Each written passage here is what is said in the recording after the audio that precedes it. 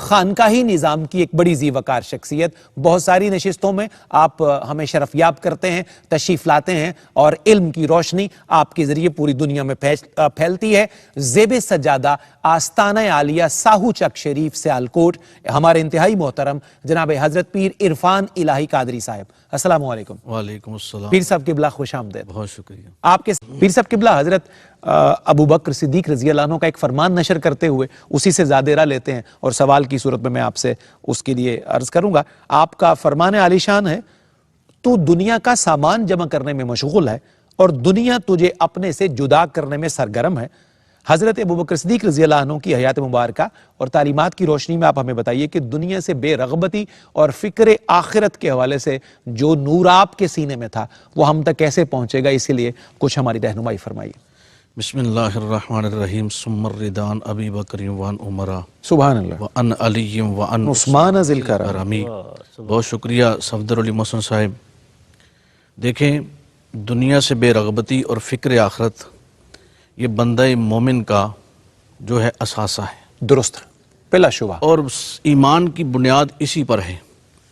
اور اگر ہر بندہ مومن کے ایمان کی بنیاد اس پر ہے تو وہ ذات مبارکہ جناب سیدنا صدیق اکبر رضی اللہ تعالی عنہ جو رازدار مصطفیٰ بھی ہیں، کیا کہنے ہیں، جو ہم راز مصطفیٰ بھی ہیں، جنہوں نے نبی پاک علیہ الصلوۃ والسلام کی صحبت میں ساری زندگی گزاری، اور آپ کی 16 سال کی عمر مبارک تھی جب نبی پاک علیہ الصلوۃ والسلام کے ساتھ محبت کا رشتہ قائم ہوا۔ کیا کہنے ہیں، عین عالم شباب میں یہ رشتہ جی بنا۔ بالکل عین عالم شباب ہے، اور جنہوں نے کریم آقا صلی اللہ علیہ وآلہ وسلم کی خلوت و جلوت میں اپنے شب و روز گزارے ہوں، پھر ان کی دنیا سے بے رغبتی اور فکر آخرت کے جو معاملات ہیں کہ جناب سیدنا صدیق اکبر جیسی شخصیت اور وہ ہستی کامل جو نبی پاک علیہ الصلوۃ والسلام کے بعد افضل البشر بعد الانبیاء، سبحان اللہ، حضور کے بعد جو ہے سب سے افضل و اعلیٰ ہیں، کہ جب آپ کا وقت وصال ہے تو وہ ایک کمبل ہے اور ایک بڑا سا وہ دیگچہ ہے جس میں کھانا تیار کیا جاتا تھا، اور آپ نے اپنی صاحبزادی کو یہ وصیت ارشاد فرمائی کہ یہ جناب عمر فاروق کے سپرد کر دینا، جب تک تو ہم خلافت کے امور پہ جو ہے عمل پیرا رہے تو ہم ان کو استعمال کرتے رہے، اب ان پر ہمارا حق نہیں ہے۔ اللہ اکبر۔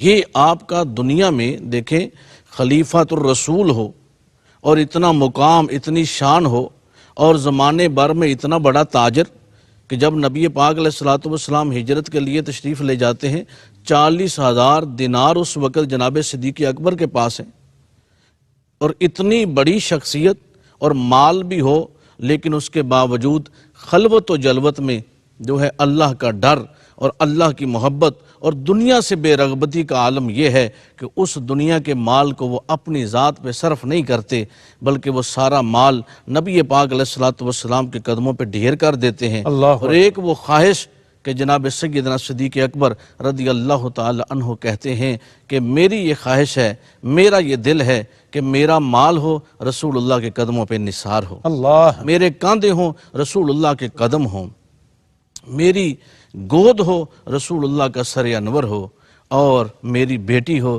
رسول خدا کا گھر ہو۔ اللہ یہ دنیا میں بے رغبتی کا عالم یہ تھا، اور ساری زندگی آپ نے فکر آخرت پہ اس طریقے سے گزاری کہ صحابہ کرام رضوان اللہ تعالی علیہم اجمعین میں جناب سیدنا فاروق اعظم ہوں یا جناب سیدنا مولا علی شیر خدا کرم اللہ وجہ الکریم ہوں، یہی ارشاد نظر آتا ہے کہ دنیا میں ابو بکر سے بڑھ کر کوئی بہترین انسان۔ سبحان اللہ، سبحان اللہ، سبحان اللہ۔ پیر صاحب بہت نوازش۔ حضرت ابو بکر صدیق رضی اللہ عنہ کا ایک فرمان ہے، اسی سے ہمیں آگے بڑھنا ہے۔ آپ نے ایک موقع پر ارشاد فرمایا تھا، اس دن پر رو جو تیری عمر سے گزر گیا اور اس میں تو کوئی نیکی نہیں کر سکا۔ حیات و تعلیمات ابو بکر صدیق رضی اللہ عنہ کی روشنی میں نیکی کی رغبت، نیکی کے کاموں میں پیش رہنے اور فرنٹ پہ آ کے لیڈ کرنے والی جو خصوصیات ہیں نیکی کے میدان میں، آپ اس کو کیسے بیان فرماتے ہیں؟ مسلم شریف اور نسائی شریف کی روایت ہے کہ رسالت مآب صلی اللہ علیہ وآلہ وسلم جلوہ فراز تھے کہ حضور نے ارشاد فرمایا آج کو ایسا ہے جس نے روزہ رکھا ہے۔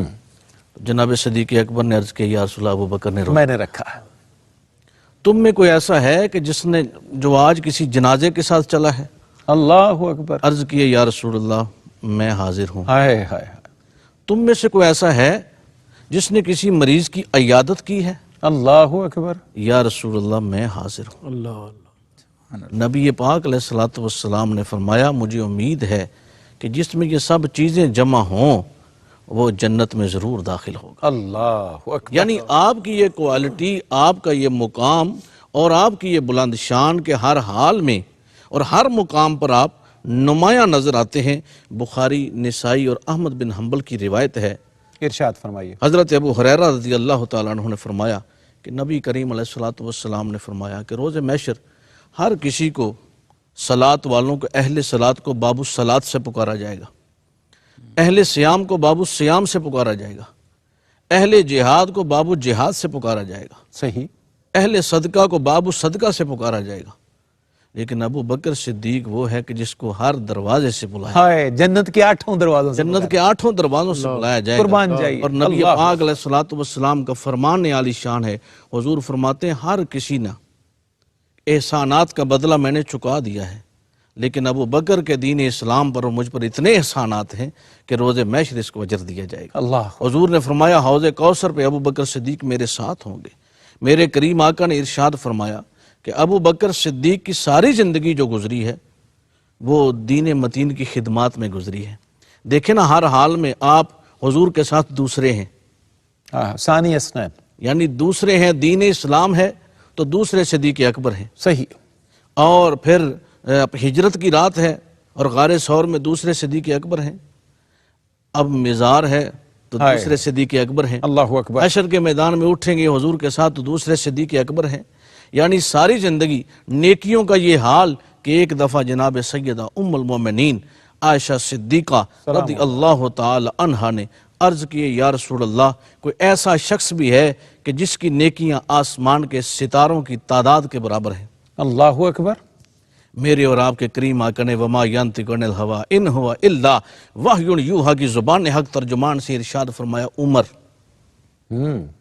بتقاضائے پدری، محبت پدری نے جوش مارا، ام المومنین نے عرض کیا یا رسول اللہ پھر میرے باپ ابو بکر صدیق کی نیکیاں کہاں گئی؟ ہائے ہائے، تو میرے اور آپ کے کریم آقا نے ارشاد فرمایا کہ عمر کی ساری زندگی کی نیکیاں جو ہیں وہ ایک مقام پر ہیں، وہ آسمان کے ستاروں کی تعداد کے برابر ہیں، لیکن ابو بکر کی ہجرت کی ایک رات کی نیکیاں جو ہیں وہ سارے ان کے برابر ہیں۔ ان کی ایک رات اور ان کی ساری زندگی ایک مقام پر رسالت مآب صلی اللہ علیہ وسلم نے ارشاد فرمایا ابو بکر صدیق کا زہد مثل عیسیٰ ہے، اللہ، مثل عیسیٰ ہے، یعنی آپ کی جو رغبت دین ہے، جو نیکیوں میں ہمہ وقت چلتے رہنا، اور ہر وقت کسی نے ایک دفعہ پوچھ لیا آپ امیر المومنین ہیں، خلیفۃ الرسول ہیں، یہ جو آپ کے اتنے معاملات ہیں، اتنے فرائض ہیں، یہ کیسے سر انجام پاتے ہیں؟ ہم آپ کو یا تو مسجد میں جاتے ہوئے دیکھتے ہیں یا آتے ہوئے دیکھتے ہیں۔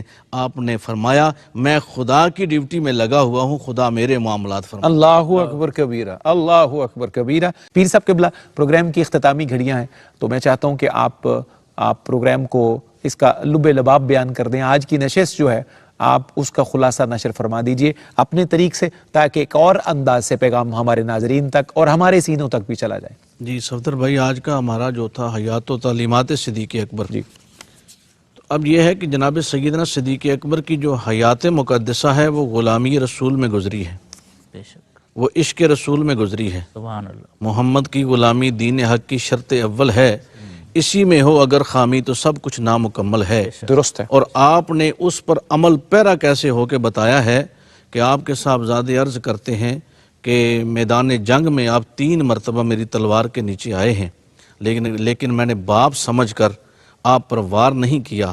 جناب سیدنا صدیق اکبر فرماتے ہیں تو ایک دفعہ بھی میری تلوار کے نیچے نہیں آیا، اگر آ جاتا تو میں بیٹا سمجھ کر نہیں دشمن رسول سمجھ کر تیرے اوپر وار کر دیتا اللہ اور تیرا سر تن سے جدا کر دیتا۔